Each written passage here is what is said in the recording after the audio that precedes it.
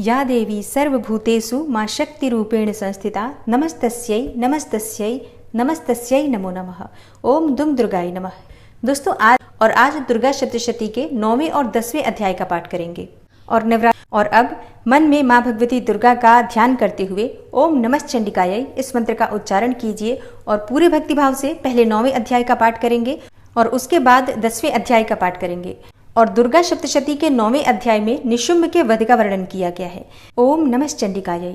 राजा ने कहा, हे भगवान, आपने रक्त बीज के वध से संबंध रखने वाले देवी चरित्र का यह अद्भुत महात्म्य मुझे बतलाया। अब रक्त बीज के मारे जाने पर अत्यंत क्रोध में भरे हुए शुंभ और निशुंभ ने जो कर्म किया उसे मैं सुनना चाहता हूँ। ऋषि कहते हैं, हे राजन, युद्ध में रक्त बीज तथा अन्य दैत्यों के मारे जाने पर शुंभ और निशुंभ के क्रोध की सीमा न रही। अपनी विशाल सेना इस प्रकार मारी जाती देखकर निशुंभ अमरस में भरकर देवी की ओर दौड़ा। उसके साथ असुरों की प्रधान सेना थी। उसके आगे पीछे तथा पार्श्व भाग में बड़े बड़े असुर थे जो क्रोध से ओट चबाते हुए देवी को मार डालने के लिए आए। और महापराक्रमी शुंभ भी अपनी सेना के साथ मातृगणों से युद्ध करके क्रोधवश चंडिका को मारने के लिए आ पहुंचा। तब देवी के साथ शुंभ और निशुंभ का घोर संग्राम छिड़ गया। वे दोनों दैत्य मेघों की भांति बाणों की भयंकर वृष्टि कर रहे थे। उन दोनों के चलाए हुए बाणों को चंडिका ने अपने बाणों के समूह से तुरंत काट डाला और शस्त्र समूहों की वर्षा करके उन दोनों दैत्यपतियों के अंगों में भी चोट पहुंचाई। निशुंभ ने तीखी तलवार और चमकती हुई ढाल लेकर देवी के श्रेष्ठ वाहन सिंह के मस्तक पर प्रहार किया। अपने वाहन को चोट पहुंचने पर देवी ने छुरप्र नामक बाण से निशुंभ की श्रेष्ठ तलवार तुरंत ही काट डाली और उसकी ढाल को भी, जिसमें 8 चांद जड़े थे, खंड खंड कर दिया। ढाल और तलवार के कट जाने पर उस असुर ने शक्ति चलाई, किंतु सामने आने पर देवी ने चक्र से उसके भी 2 टुकड़े कर दिए। अब तो निशुंभ क्रोध से जल उठा और उस दानव ने देवी को मारने के लिए शूल उठाया, किंतु देवी ने समीप आने पर उसे भी मुक्के से मारकर चूर्ण कर दिया। तब उसने गदा उठाकर देवी के ऊपर चलाई, परंतु वह भी देवी के त्रिशूल से कटकर भस्म हो गई। तदनंतर दैत्यराज निशुंभ को फरसा हाथ में लेकर आते देखकर देवी ने बाण समूहों से घायल कर धरती पर सुला दिया। उस भयंकर पराक्रमी भाई निशुंभ के धराशायी हो जाने पर शुंभ को बड़ा क्रोध हुआ और अंबिका का वध करने के लिए वह आगे बढ़ा। रथ पर बैठे बैठे ही उत्तम आयुधों से सुशोभित अपनी बड़ी बड़ी 8 अनुपम भुजाओं से समूचे आकाश को ढककर वह अद्भुत शोभा पाने लगा। उसे आते देखकर देवी ने शंख बजाया और धनुष की प्रत्यंचा का भी अत्यंत दुस्साह शब्द किया। साथ ही अपने घंटे के शब्द से, जो समस्त दैत्य सैनिकों का तेज नष्ट करने वाला था, संपूर्ण दिशाओं को व्याप्त कर दिया। तदनंतर सिंह ने भी अपनी दहाड़ से, जिसे सुनकर बड़े बड़े गजराजों का महान मदचूर हो जाता था, आकाश, पृथ्वी और 10 दिशाओं को गुंजा दिया। फिर काली ने आकाश में उछलकर अपने दोनों हाथों से पृथ्वी पर आघात किया। उससे ऐसा भयंकर शब्द हुआ जिससे पहले के सभी शब्द शांत हो गए। तत्पश्चात शिवदूती ने दैत्यों के लिए अमंगलजनक अट्टहास किया। इन शब्दों को सुनकर समस्त असुर थर्रा उठे, किंतु शुंभ को बड़ा क्रोध हुआ। उस समय देवी ने जब शुंभ को लक्ष्य करके कहा, ओ दुरात्मन, खड़ा रह, खड़ा रह, तभी आकाश में खड़े हुए देवता बोल उठे, जय हो, जय हो। शुंभ ने वहां आकर ज्वालाओं से युक्त अत्यंत भयानक शक्ति चलाई। अग्निमय पर्वत के समान आती हुई उस शक्ति को देवी ने बड़े भारी लूके से दूर हटा दिया। तब उस समय शुंभ के सिंहनाद से तीनों लोग गूंज उठे। हे राजन, उसकी प्रतिध्वनि से वज्रपात के समान भयानक शब्द हुआ, जिसने अन्य सब शब्दों को जीत लिया। शुंभ के चलाए हुए बाणों के देवी ने और देवी के चलाए हुए बाणों के शुंभ ने अपने भयंकर बाणों द्वारा सैकड़ों और हजारों टुकड़े कर दिए। तब क्रोध में भरी हुई चंडिका ने शुंभ को सूल से मारा। इसके आघात से मूर्छित हो वह पृथ्वी पर गिर पड़ा। इतने में ही निशुंभ को चेतना हुई और उसने धनुष हाथ में लेकर बाणों द्वारा देवी, काली तथा सिंह को घायल कर डाला। फिर उस दैत्यराज ने 10,000 बाहें बनाकर चक्रों के प्रहार से चंडिका को आच्छादित कर दिया। तब दुर्गम पीड़ा का नाश करने वाली भगवती दुर्गा ने कुपित होकर अपने बाणों से उन चक्रों तथा बाणों को काट गिराया। यह देखकर निशुंभ दैत्य सेना के साथ चंडिका का वध करने के लिए हाथ में गदा ले बड़े वेग से दौड़ा। उसके आते ही चंडी ने तीखी धार वाली तलवार से उसकी गदा को शीघ्र ही काट डाला। तब उसने शूल हाथ में ले लिया।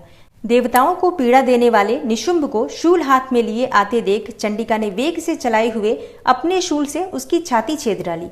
शूल से विदीर्ण हो जाने पर उसकी छाती से एक दूसरा महाबली एवं महापराक्रमी पुरुष खड़ी रह कहता हुआ निकला। उस निकलते हुए पुरुष की बात सुनकर देवी ठठाकर हंस पड़ी और खड्ग से उन्होंने उसका मस्तक काट डाला।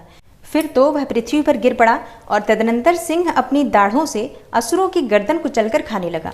बड़ा ही भयंकर दृश्य था। उधर काली तथा शिवदूती ने भी अन्यान्य दैत्यों का भक्षण करना आरंभ कर दिया। कौमारी की शक्ति से विदीर्ण होकर कितने ही महादैत्य नष्ट हो गए। ब्रह्माणी के मंत्रपूत जल से निस्तेज होकर कितने ही भाग खड़े हुए। कितने ही दैत्य माहेश्वरी के त्रिशूल से छिन्न भिन्न हो धराशायी हो गए। वाराही के थुथुन के आघात से कितनों का पृथ्वी पर कचूमर निकल गया। वैष्णवी ने भी अपने चक्र से दानवों के टुकड़े टुकड़े कर डाले। ऐन्द्री के हाथ से छूटे हुए वज्र से भी कितने ही प्राणों से हाथ धो बैठे। कुछ असुर नष्ट हो गए, कुछ उस महायुद्ध से भाग गए तथा कितने ही काली शिवदूती तथा सिंह के ग्रास बन गए। ओम नमः चंडिकायै। इस प्रकार श्री मार्कंडेय पुराण में सावर्णिक मनवंतर की कथा के अंतर्गत देवी महात्म्य में निशुंभ वध नामक 9वां अध्याय पूरा हुआ। और अब आप सुनेंगे 10वां अध्याय। 10वें अध्याय में शुंभ के वध का वर्णन किया गया है। ऋषि कहते हैं, हे राजन, अपने प्राणों के समान प्यारे भाई निशुंभ को मारा गया देखकर तथा सारी सेना का संहार होता जानकर शुंभ ने कुपित होकर कहा, दुष्ट दुर्गे, तू बल के अभिमान में आकर झूठ मूठ का घमंड न दिखा। तू बड़ी मानिनी बनी हुई है, किंतु दूसरी स्त्रियों के बल का सहारा लेकर लड़ती है। देवी बोली, ओ दुष्ट, मैं अकेली ही हूँ। इस संसार में मेरे सिवा दूसरी कौन है? देख, ये मेरी ही विभूतियां हैं, अतः मुझ में ही प्रवेश कर रही हैं।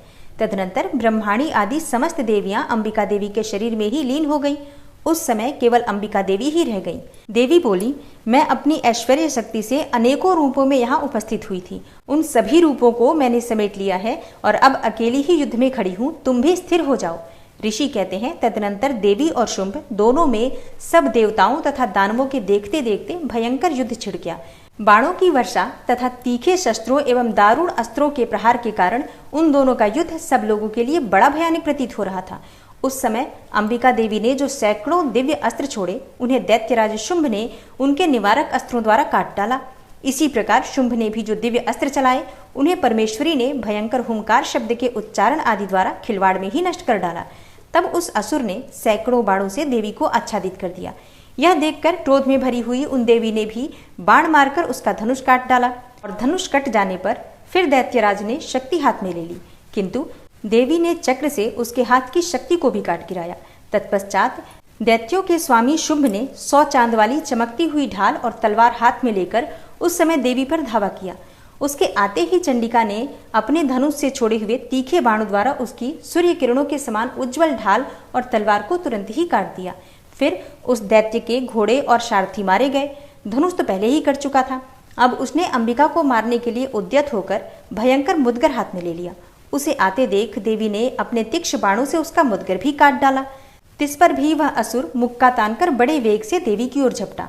उस दैत्यराज ने देवी की छाती में मुक्का मारा। तब उन देवी ने भी उसकी छाती में एक चांटा जड़ दिया।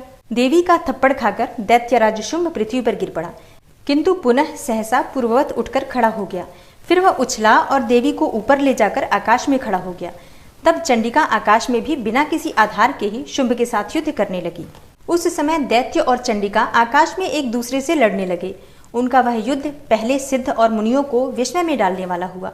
फिर अंबिका ने शुंभ के साथ बहुत देर तक युद्ध करने के पश्चात उसे उठाकर घुमाया और पृथ्वी पर पटक दिया। पटके जाने पर पृथ्वी पर आने के बाद वह दुष्टात्मा दैत्य पुनः चंडिका का वध करने के लिए उनकी ओर बड़े वेग से दौड़ा। तब समस्त दैत्यों के राजा शुंभ को अपनी ओर आते देखकर देवी ने त्रिशूल से उसकी छाती छेदकर उसे पृथ्वी पर गिरा दिया। देवी के शूल की धार से घायल होने पर उसके प्राण पखेरु उड़ गए और वह समुद्रों, द्वीपों तथा पर्वतों सहित समूची पृथ्वी को कंपाता हुआ पृथ्वी पर गिर पड़ा। तदनंतर उस दुरात्मा के मारे जाने पर संपूर्ण जगत प्रसन्न एवं पूर्ण स्वस्थ हो गया तथा आकाश स्वच्छ दिखाई देने लगा। पहले जो उत्पात सूचक मेघ और उल्कापात होते थे वे सब शांत हो गए तथा उस दैत्य के मारे जाने पर नदियां भी ठीक मार्ग से बहने लगी। उस समय शुंभ की मृत्यु के बाद संपूर्ण देवताओं का हृदय हर्ष से भर गया और गंधर्वगण मधुर गीत गाने लगे। दूसरे गंधर्व बाजे बजाने लगे और अप्सराएं नाचने लगी। पवित्र वायु बहने लगी। सूर्य की प्रभा उत्तम हो गई। अग्निशाला की बुझी हुई आग अपने आप प्रज्वलित हो उठी तथा संपूर्ण दिशाओं के भयंकर शब्द शांत हो गए। ओम नमः चंडिकायै। इस प्रकार श्री मार्कंडेय पुराण में सावर्णिक मनवंतर की कथा के अंतर्गत देवी महात्म्य में शुंभवध नामक 10वां अध्याय पूरा हुआ। कल की कथा में आप सुनेंगे दुर्गा सप्तशती का 11वां अध्याय। दुर्गा सप्तशती का 11वां अध्याय बहुत महत्वपूर्ण होता है। देवताओं द्वारा इस पाठ में देवी की स्तुति की गई है और देवी द्वारा देवताओं को वरदान प्राप्त हुआ है, तो ये आप कल जरूर सुनिएगा। इस अध्याय को सुनने मात्र से ही माँ भगवती की कृपा और वरदान आपको प्राप्त होता है। दुर्गा सप्तशती का अगला अध्याय आप कल की कथा में सुनेंगे। उम्मीद करती हूँ आज की कथा आपको जरूर पसंद आई होगी। अच्छी लगी हो वीडियो तो लाइक ज़रूर कीजिए, और हाँ, आपके लाइक्स, आपके कमेंट्स मेरे लिए बहुत महत्वपूर्ण होते हैं, इसलिए वीडियो को लाइक ज़रूर किया कीजिए और ज़्यादा से ज़्यादा इस वीडियो को अपने फैमिली फ्रेंड्स के साथ शेयर कीजिए। चैनल पर पहली बार आए हैं, अगर अभी तक आपने चैनल को सब्सक्राइब नहीं किया है तो आज की वीडियो अगर आपको अच्छी लगे तो चैनल को सब्सक्राइब करके बेल आइकन को ज़रूर प्रेस कर लीजिए। इससे ये होगा कि इस चैनल पर जो भी नई वीडियो अपलोड होंगी उनकी नोटिफिकेशन आपको सही समय पर प्राप्त होगी। मिलती हूँ मैं आपसे अगली वीडियो में, तब तक के लिए नमस्कार।